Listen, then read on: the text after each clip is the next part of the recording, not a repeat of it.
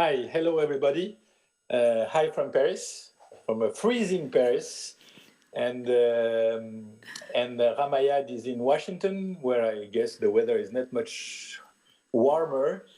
We have an interesting conversation about natural resources and social development. As you know, Africa has a tremendous amount of potential natural resources, going from fossil fuels to minerals to agriculture to vegetables. Even water can be considered as a natural resources. And one of the main issue is how can we have a better process so that population can benefit more of the exploitation of these resources. There's been a lot of discussion about the fact that natural resources producers don't see the social indexes of their country getting better.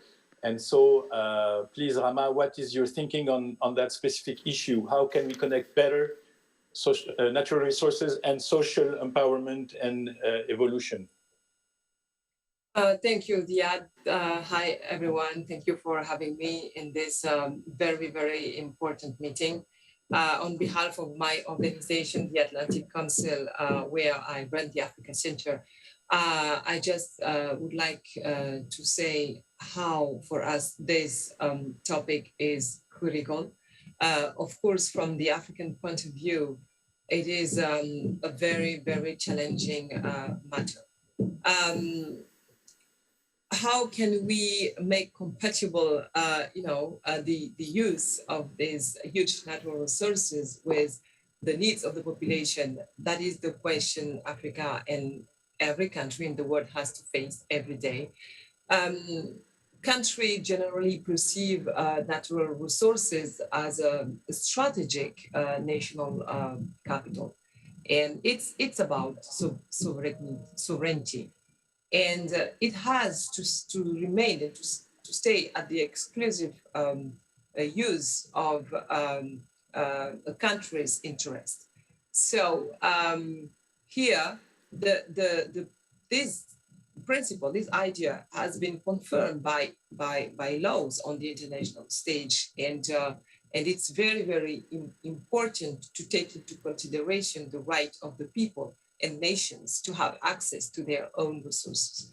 Um, According to the African Union reports, Africa has uh, ceded more than 100 billion worth of land since 2000. That's a lot, and that is very important to understand why this sovereignty I was just mentioning is not respected.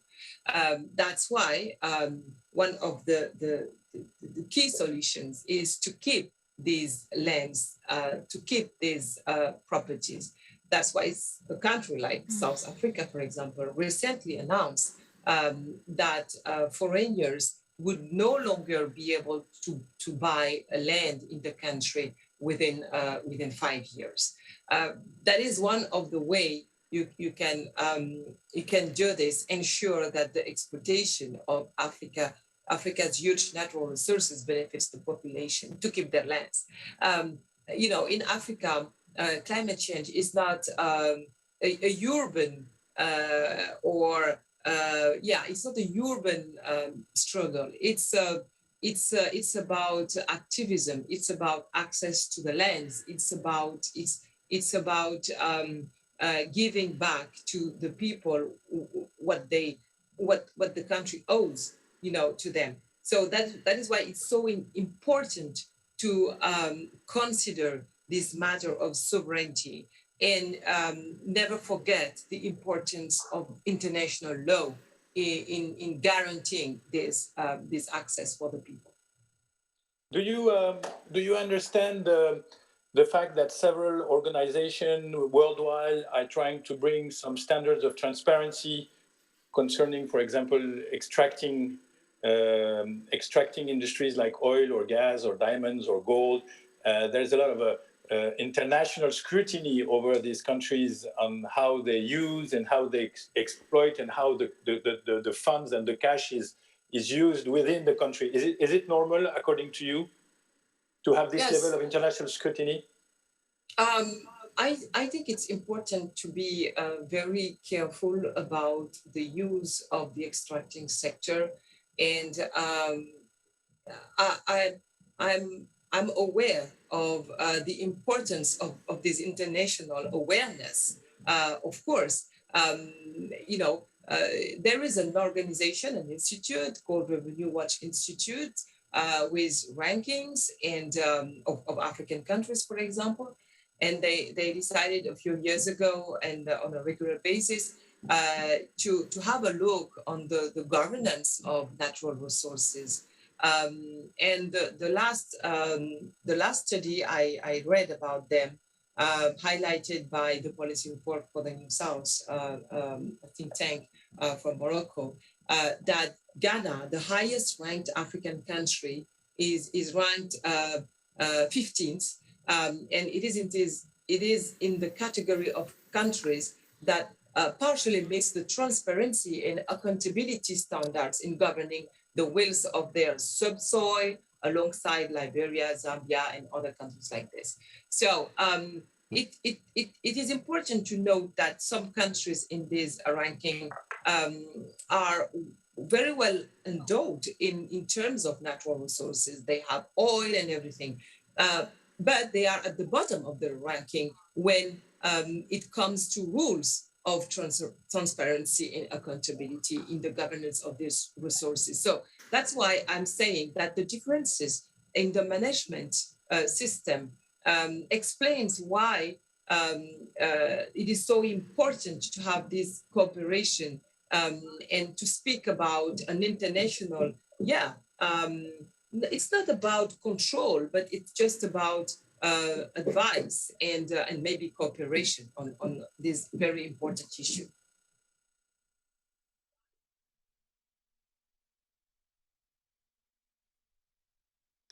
There's one point before we get to climate change and COP26 is most of these people who extract or work on natural resources in Africa are not specifically enterprises or businesses. Most of them are, international conglomerates working in Africa. Do you think that empowering African private resources field is a priority or is an urgency to better control the wealth? Sorry, I did not hear what you said. I lost you. Can you repeat, please? I was saying that most of these natural resources richness is controlled mostly by foreign companies. Chinese, Americans, Europeans, they pump the oil, they pump the gas, they cut the trees, do you think we should promote private Africa entrepreneurship in those issues, in those fields of natural resources? Yes, yes, I really think that the role of companies is critical. Foreign companies or African companies, because they are major players, in the exploitation of African natural resources.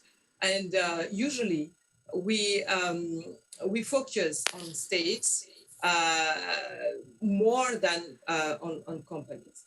And I really think they can have a role on local content promotion, for example. It is so important they have a role on this issue, how we can create jobs for African workers, because the problem is very simple. It's not only about access to natural resources, it's also about how we can push or bring the Africans exploit their own resources. That is why, on the African continent, the challenge.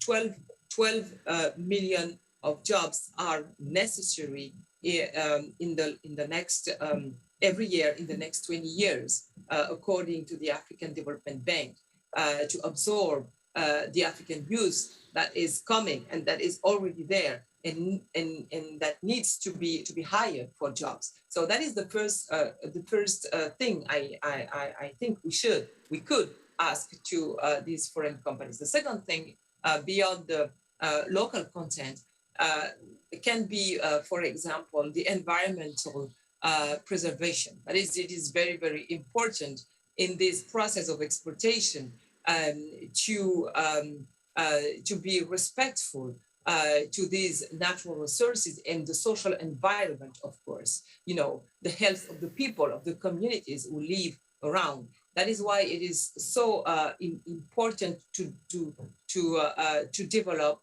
uh, um, policies between states whose sovereignty is so important and companies, foreign companies or national companies. Thank you. The last issue maybe is the most important one. We have all followed the COP26 works in Glasgow. There seems to be a huge issue concerning the emerging world and Africa.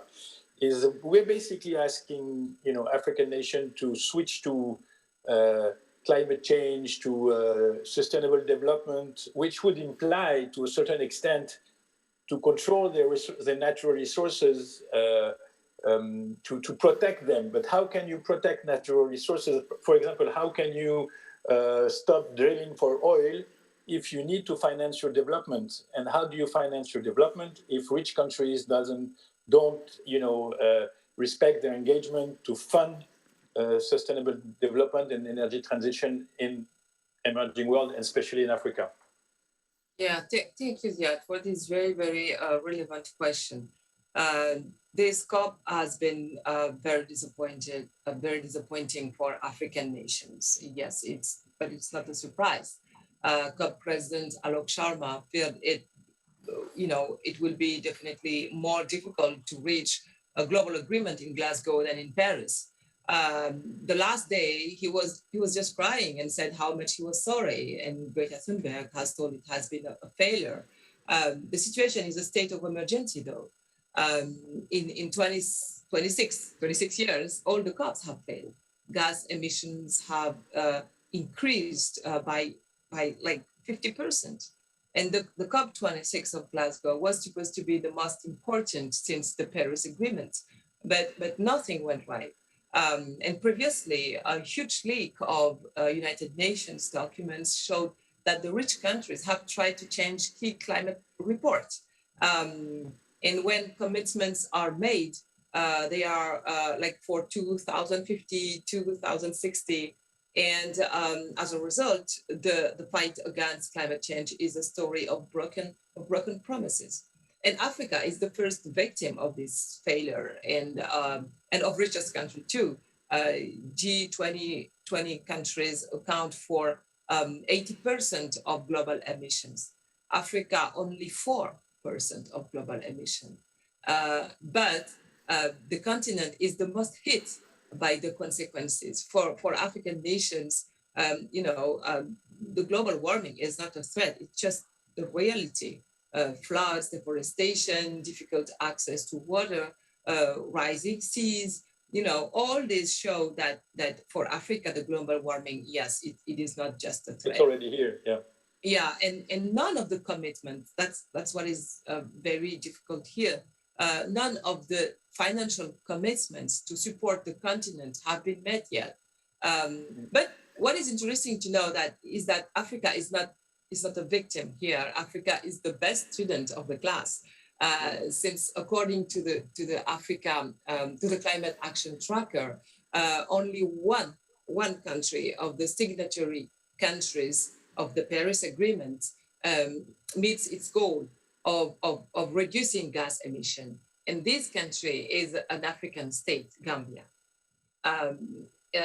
So a few months ago, I wrote a paper during Pioneers Summit on climate, saying that climate change cannot be fixed. Cannot be fixed without Africa. It's really my deep belief. It's really my deep belief. If on one side, I would like to reiterate the importance of the commitment of developed countries to mobilize $100 billion a year from last year, from 2020, and to rise it by 2025. Um, on the other hand, it is really important to see how African nations are committed in finding solutions. And that's why the continent should be regarded or considered not as a subject, but as an actor. And at the Atlantic Council, we are launching a working group to do what just you said. I mean, to make compatible these very hard targets for African nations, um, and the necessity of development, because it's important not to break the development path, the African development path. It's very important before all these summits and huge meetings to take into consideration the African point of view. And our working group on an inclusive climate strategy will have this mission to make compatible development and climate change, because we don't have to sacrifice development in this continent where the needs are so high.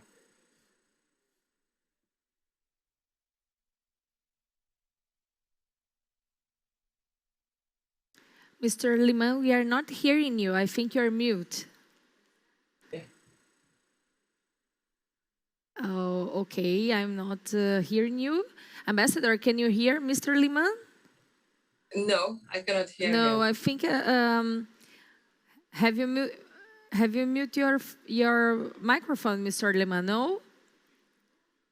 Maybe we lost audio, but no problem at all, Ambassador.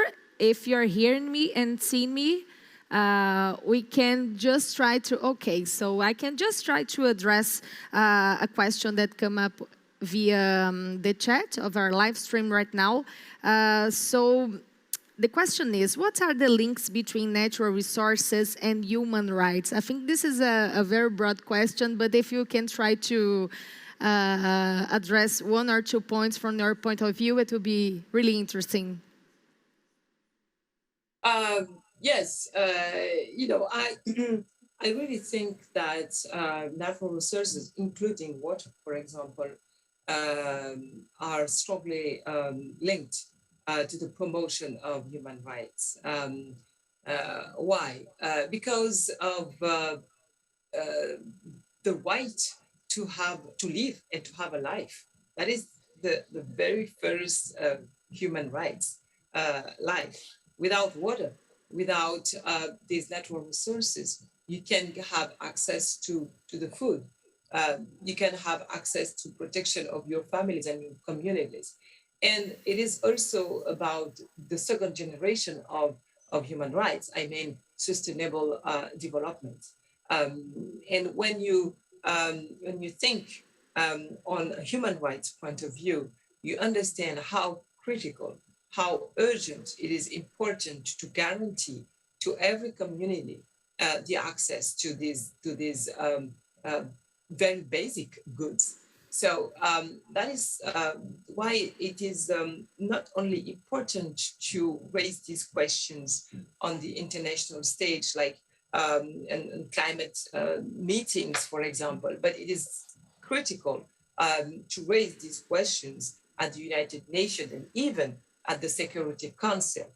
Um, you can see the link here. The link here, we have to support African nations to get a seat or two seats to permanent seat to the Security Council of the United Nations. It's it's a it's an old debate, but this debate has reached a critical level now because the continent is a strategic continent with 15% of the world.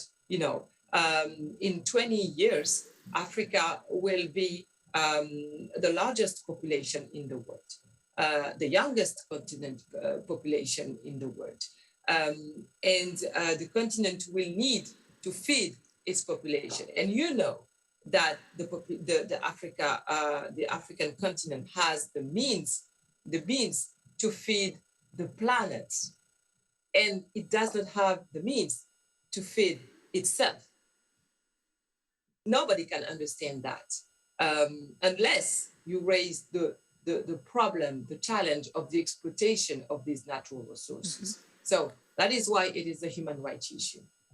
This is a very clear message, Ambassador, for sure. It is an inspiration to hear from you.